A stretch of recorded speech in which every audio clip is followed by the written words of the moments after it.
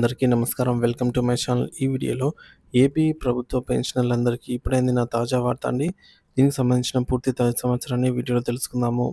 Video అయితే ఎక్కడే గాని స్కిప్ చేయకుండా ఎండ్ వరకు చూడండి. అప్పుడే ఇన్ఫర్మేషన్ పూర్తిగా అర్థమవుతుంది.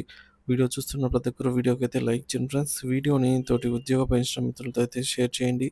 కొత్తగా మన ఛానల్ చూస్తున్నవారు సబ్స్క్రైబ్ చేసుకోకుంటే వెంటనే మన ఛానల్ అయితే సబ్స్క్రైబ్ చేసుకోండి. దీని ద్వారా నేను చేసే లేటెస్ట్ వీడియోస్ అన్నీ మీ వరకు రీచ్ అవుతాయి. ఇక ఆలస్యం చేయకుండా వివరాల్లోకి అయితే వెళ్ళిపోదాము. సో ఫ్రెండ్స్, ఇక విషయానికొచ్చినట్లయితే ఆంధ్రప్రదేశ్ సవరించిన నిబంధనలు 1980 ప్రకారంగా కుటుంబ పెన్షన్ గురించండి ఇది. So 6A1 rule number 6A1 ద్వారా అనేక కుటుంబాలకు కుటుంబ పెన్షన్ చెల్లింపుల విధానం ఈ విధంగా ఉండబోతుంది. నిబంధన చూసుకున్నట్లయితే ప్రభుత్వ ఉద్యోగి లేదా పెన్షనర్ మరణించినప్పుడు అతనికి ఇద్దరు లేదంటే అంతకంటే ఎక్కువ మంది సతీమణులు ఉంటే కుటుంబ పెన్షన్ సమానంగా విభజించాలి. ఉదాహరణకు ఇద్దరు భార్యలున్నప్పుడు ఒక్కొక్కరికి 50% చొప్పున ఉంటుంది. ముగ్గురు భార్యలుంటే 33.33% చొప్పున ముగ్గురికి వర్తిస్తుంది. సో, అలాగే రూల్ నంబర్ 6A2 ప్రకారంగా భార్య మరణం లేదా మళ్ళీ పెళ్లి చేసుకున్నట్లయితే వారిలో ఒక భార్య అండి. సో, ఇద్దరు భార్యల్లో నిబంధన ఏంటంటే భార్యామణి మరణించిన లేదా మళ్ళీ పెళ్లి చేసుకున్నట్లయితే ఆమె వాటా అర్హత కలిగిన పిల్లలకు మాత్రమే చెందాల్సి ఉంటుంది. ఎందుకంటే ఆమెకు పిల్లలు లేని పరిస్థితిలో ఆమె వాటా నిలిపివేయబడుతుంది గానీ, ఎట్టి పరిస్థితుల్లో ఆ వాటా అనేది ఇంకొక భార్యకివ్వరు. సో, ఉదాహరణకు ఇద్దరు భార్యలు వైఫ్ 1, వైఫ్ 2 ఉన్నారనుకోండి ఒక పెన్షనర్‌కి. ఆయన గతించారనుకోండి. సో, వైఫ్ 1కు ఇక్కడ 50%, వైఫ్ 2కు 50, 50 ఇస్తారనమాట. సో, మరి వైఫ్ 1 మరణిస్తే ఏంటి పరిస్థితి? ఈ 50 పరిస్థితి ఏంటంటే ఆమె 50 వాటా పిల్లలకు వర్తిస్తుంది. పిల్లలు ఉంటే గనుక పిల్లలకి మాత్రం వర్తిస్తుందనమాట. ఒకవేళ పిల్లలు లేనట్లయితే ఆ వాటా పూర్తిగా నిలిపివేయబడుతుంది గానీ W2కి 100% యాడ్ కాదు. సో, పిల్లలు ఉంటే పిల్లలకొస్తుంది. లేదంటే నిలిపివేయబడుతుంది. అంతేగాని ఇక్కడి నుంచి ఇక్కడికైతే ఎట్టి పరిస్థితుల్లో ట్రాన్స్‌ఫర్ కాదు. వైఫ్ 2కి 50% మాత్రమే ఇది ఫిక్స్‌డ్ అనమాట.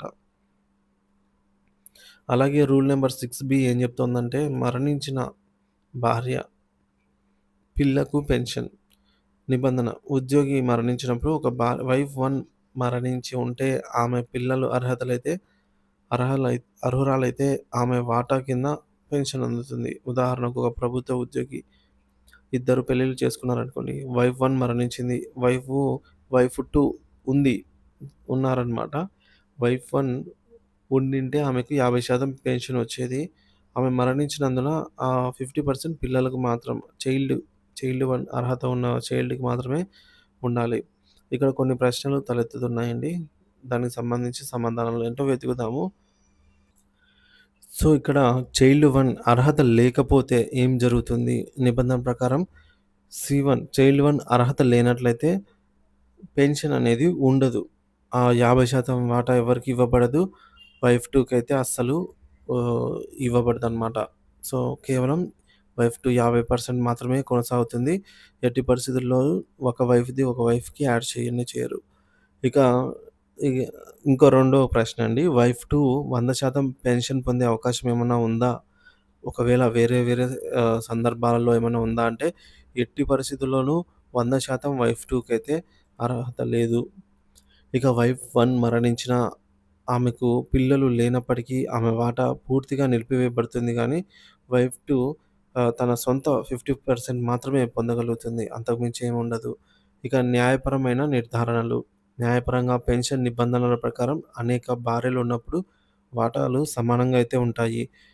ఒక భార్యమణి మరణించిన ఆ వాటా పిల్లలకు వెళ్తుంది. అర్హత ఉన్న పిల్లలకి. ఒకవేళ పిల్లలు లేనప్పుడు వాటా అనేది నిలిచివేయబడుతుంది. సంబంధిత కోర్టు తీర్పులు కూడా ఈ మేరకు ఏం చెప్తున్నాయంటే, Kondareddy Ramakrishnamma versus state of Andhra Pradesh 2023 అండి. పెన్షన్ సమానంగా విభజించాలి.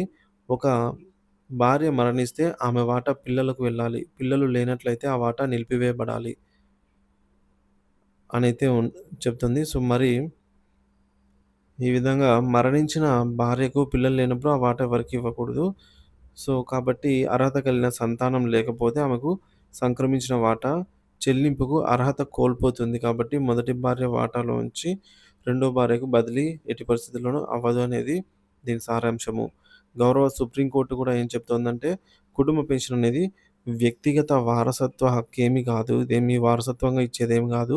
నియమ నిబంధనలకు లోబడి ఇవ్వడం జరుగుతుంది. అంతేగాని తదనంతరం అనేదేమీ ఉండదు అని చెప్తుంది సుప్రీంకోర్టు.